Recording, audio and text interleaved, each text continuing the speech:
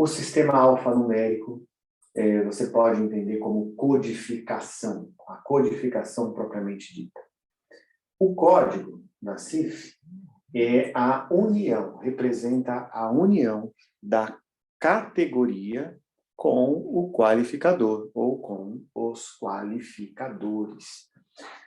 O que significa categoria, o que significa qualificadores? Vamos chegar nesse ponto, mas antes disso, você precisa entender que a codificação é o contato entre o profissional assistente, entre aquele que presta o atendimento propriamente dito, né? E o sistema de informação. Então, é a linguagem, tá? Que serve para facilitar o tratamento estatístico, ou seja, nós inclusive temos um curso de uso estatístico da CIF, né? Serve para facilitar o tratamento estatístico, permite a tabulação das informações, a criação de indicadores e então a transformação desses indicadores em informações de saúde propriamente ditas. Então, não se concentre em ensinar a codificação. Ela é importante, ela tem a sua importância, mas ela não é mais importante que o modelo, nem que os conceitos, tá?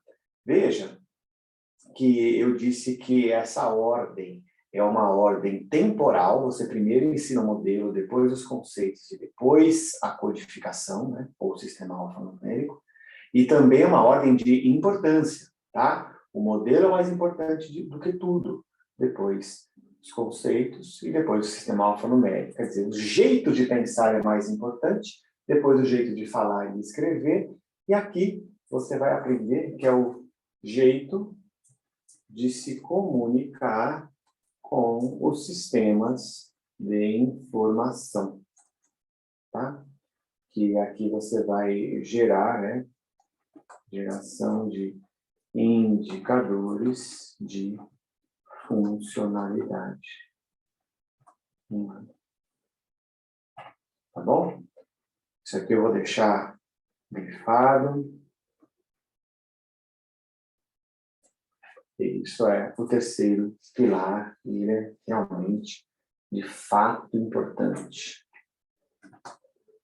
Bom, como eu ia dizendo, então, o código da CIF é a categoria unida aos qualificadores. Mas o que são essas palavras, né? O que significa categoria? Como assim? A CIF está dividida em componentes. Nós usamos essa palavra componentes. Você pode ver lá no anexo 1 da CIF, mais uma vez. Ele é muito importante, esse anexo 1, né? Eu lembrei aqui para vocês lá no início, ó, aqui, os anexos 1 e 2, tá? Eles são verdadeiramente importantes. Você que é professor precisa dominar muito esses dois anexos da CIF. A coisa mais importante, a parte mais importante do livro, tá bom? Monte a sua aula em cima desses dois anexos. Monte, na verdade, quando você for falar sobre a CIF, qualquer coisa que você for montar sobre ela, de aula, slides, textos, use os anexos 1 e 2, tá? Então, vamos olhar. A CIF está dividida em 4 componentes. Funções do corpo, representados pela letra B, de Body Functions. Quer dizer que a letra B vai estar em todos os códigos de funções do corpo. Estruturas do corpo, representadas pela letra S, de Structures. Atividade e participação, representado pela letra D, de Domain. Veja que é um componente único, tá? Que se chama atividades e participação. E os fatores ambientais, representados pela letra E, de Environment, tá? Na prática, o que isso significa? São 8 capítulos de funções do corpo. Tá? Então, quando nós estamos em funções do corpo, nós temos de B1 até o B8. Tá? São os capítulos B1, B2, B3, B4, B5, B6, B7, B8. Em estruturas do corpo, nós também temos 8 capítulos, S1 até o S8. Em atividades de participação, eu estou mostrando aqui os componentes, tá? Atividades de participação, nós temos de D1 até o D9. Em fatores ambientais,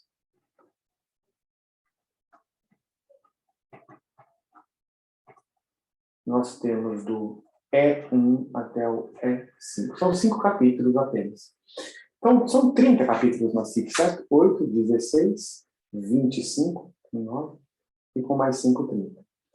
O que é o B1? O B1, funções mentais. O B2, funções sensoriais. O B3, funções da voz e da fala. O B4, funções do sistema respiratório, metabólico, endócrino, cardíaco. O B5, funções do sistema digestivo, se você quiser falar. O B6, de funções geniturinárias. O B7, funções músculo-esqueléticas. O B8, funções da pele. De S1 a S8, nós temos os mesmos temas, só que aqui é do ponto de vista anatômico e aqui do ponto de vista fisiológico. Então aqui você tem descrição das funções e aqui você tem descrição das estruturas. Atividade de participação são 9 capítulos. Aprendizagem e aplicação do conhecimento é o primeiro, onde você vai encontrar ler, escrever, etc. O D2, o capítulo 2, é tarefas e demandas gerais, como, por exemplo, gerenciar o seu tempo. O D3 é comunicação, como falar, né? Ou participar de uma conversação em grupo. O D4 é mobilidade, andar, rolar, sentar, pular, girar, enfim. O D5 é cuidado pessoal, tomar banho, trocar de roupa, né? O D6 é vida doméstica, quer dizer, cuidar da casa. O D7, inter-relações pessoais. O D8, áreas principais da vida, que tem trabalho e educação. E o D9, onde você vai encontrar as coisas relacionadas ao lazer, como prática de esportes, religiosidade e espiritualidade. E depois nós temos mais 5 capítulos de fatores ambientais, tecnologias, onde você vai encontrar medicamentos, órteses, próteses, etc. Depois tem o ambiente natural, onde vai ter a temperatura, radiação, vibração, né, coisas do meio onde vivemos, né, naturais. Depois nós vamos ver apoio e relacionamentos, no 3, atitudes, no 4, onde você pode, por exemplo, preconceito, né, atitudes negativas das pessoas, você consegue codificar isso. E no capítulo 5, você vai ter serviços, sistemas e políticas. Então, uma pessoa, um paciente, ele vai ter vários códigos desses vários capítulos.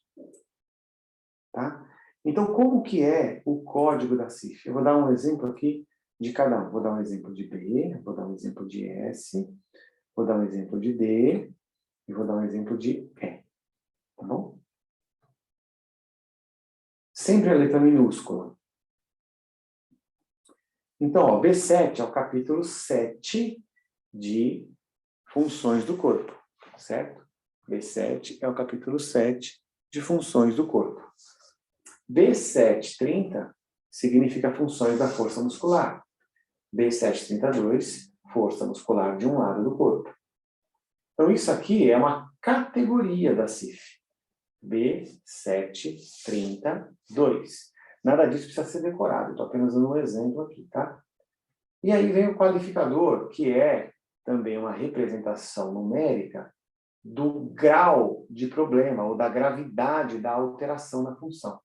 0 não tem nenhuma, leve, moderado, grave, completo, não especificado. Ou 0 a 4% de perda, 5 a 24% de perda, 25 a 49% de perda, 50 a 95% de perda, 96 a 100% de perda, e o não especificado você não sabe a magnitude da perda, mas você sabe que não é 0. Então, essas são as possibilidades em B. Então, se eu estou falando de um paciente hemiplégico, por exemplo, eu posso usar esse código aí. Perda de força muscular de um lado do corpo. Perda completa da força muscular de um lado do corpo. Quer dizer, você já faz isso, né, no seu prontuário. Só que você não transforma isso num sistema alfanumérico. Qual que é a vantagem de ter o sistema alfanumérico? Quando você colocar isso no sistema de informação, o sistema de informação vai reconhecer seu contato com o sistema de informação. O sistema de informação vai reconhecer qual é o problema, porque você vai usar o código alfanumérico. Você não vai escrever por extenso. Tá? Hoje você escreve por extenso. O código facilita o seu contato. De S. S7. Então, eu estou falando de estruturas relacionadas ao movimento. 50, membro inferior, perna. 50, eu entro no joelho, articulação do joelho, certo? Em S, professor, eu tenho 3 qualificadores. Nós vamos ter, no nosso curso, um vídeo específico sobre os qualificadores, tá bom? Não fiquem tranquilos em relação a isso, estou aqui colocando de forma breve. Eu estou falando sobre o joelho. São 3 qualificadores para serem completados no S. O último, que é esse terceiro aqui, é a topografia. Tá? É um complemento topográfico. Há várias formas de você complementar topograficamente lá na CIF. Eu vou usar o número 2, que significa lado esquerdo. O segundo qualificador é um qualificador de natureza do problema, natureza da lesão, tipo de lesão. Eu vou usar o 7, que é mudança qualitativa, incluindo acúmulo de fluido. Então, nós temos aí um inchaço no meu exemplo. E aqui é a gravidade do problema, do mesmo jeito que em funções leve, moderado, grave, completo, eu precisei usar um instrumento de avaliação de medida para representar com a CIF. CIF não é um instrumento de avaliação, né? É um instrumento de classificação. Você continua usando os seus instrumentos de avaliação normalmente. Então, aqui eu estou simplesmente dizendo que o joelho direito tem um inchaço ou edema leve. Certo? O que é o D? Eu vou usar aqui andar. E vamos falar da prótese? Vamos juntar o D com o I? Vamos falar aqui de capacidade e desempenho. São 2 qualificadores. Desempenho, primeiro, capacidade depois. E 15 eu vou usar aqui um facilitador, que é uma prótese. Já vou até colocar aqui uma prótese.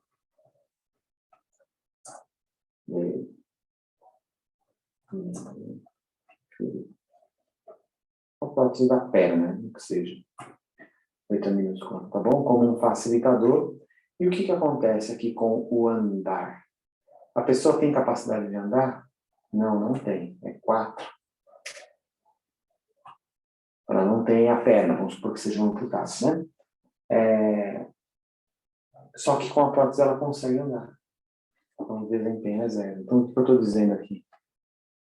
Que a pessoa desempenha a atividade de andar. Ok? Mas ela não é capaz de andar. Ela desempenha. Porque ela só anda com a prótese. Só para ficar bem mais claro para vocês, eu uni esses dois aqui num caso só. Vamos deixar de uma cor, né? Para vocês saberem que esse é o mesmo caso. Tá bom?